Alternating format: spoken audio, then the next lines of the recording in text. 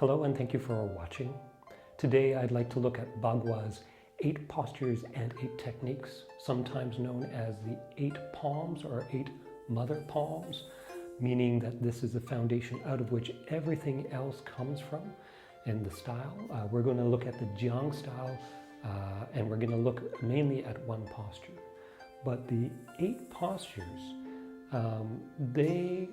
each one builds a different component of the Bagua structure, focusing on different areas of the body, focusing on different channels of the body, building what I call the frame and the way of moving for Bagua, and at the same time cultivating that internal power, cultivating the qi, which then is expressed through the practice.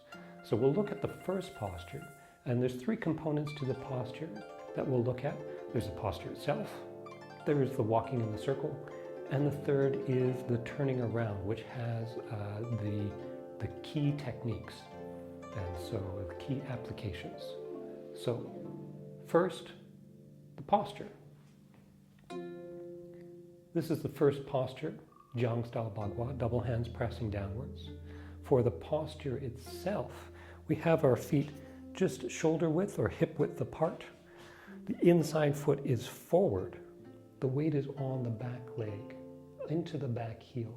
Relax and set the hips down. There is a turn.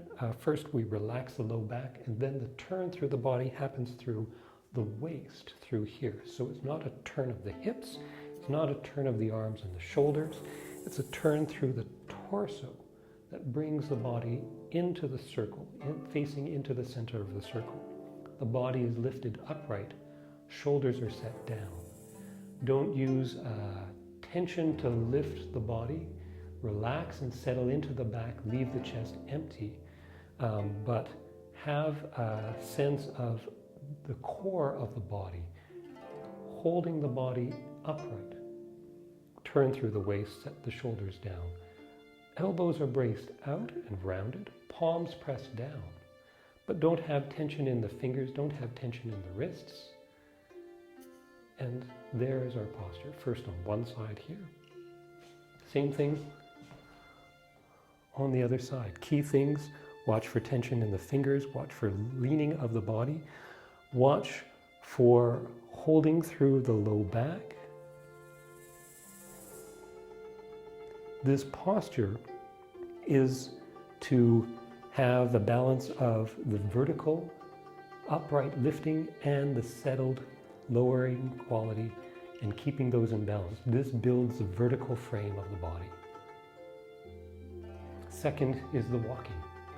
The walking, especially for the first half of this exercise, I usually just use a natural walk, keeping the center of gravity low, keeping the hips relaxed, having a smooth rolling motion as we do our walk through and around the circle. So from here and just walking. Making sure that the walk is not too fast, not rushed, but also not too slow. We're not doing Tai Chi.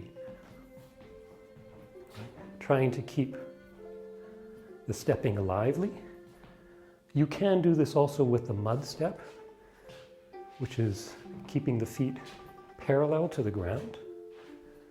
But for the first half of this exercise, I prefer to keep it without the mud step and focus on relaxing the hips, having the smooth movement and smooth and stable movement.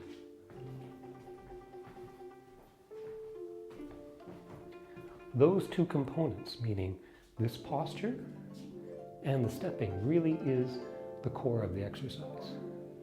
But there is a third part, which is the turning around. Turning around in this one, from here, it's the outside foot that turns in or steps into a closing step. Keep the body upright, open the hands out. Turn around, step onto the circle line. Keep the weight back. Press the palms down. From there, set into the front leg. Lift the inside knee, turn through the waist, set the foot down, and then walk the circle again. Again, the same thing, but on the other side, we're here. From the inside foot being forward to turn around, outside foot steps in, open the hands, set the weight onto that leg, step onto the circle line, press the palms down, keep the weight back. Pull onto the front foot, keep the hips level, lift the inside knee, turn the body, set the foot down, and then walk in the circle. This turnaround, the technique within this turnaround is the covering palm, coming through here, pressing down here. It's done in the turnaround with both hands pressing down. As a fundamental technique, as a first technique, this can be a press into the hips, into the chest, onto the side. Single hand doing the press onto the elbow, onto the shoulder, onto the back of the head. These are some of the ways that this pressing palm, or covering palm is applied. So those are the three components. There is the posture itself, building that vertical axis. There is the walk, which cultivates the internal chi. And thirdly, there is the turnaround, which adds the footwork and adds the application. So I hope this information is useful for you. If you have any questions, just leave them in the comments. I'll respond as quickly as I can. Keep training, keep learning. Take care.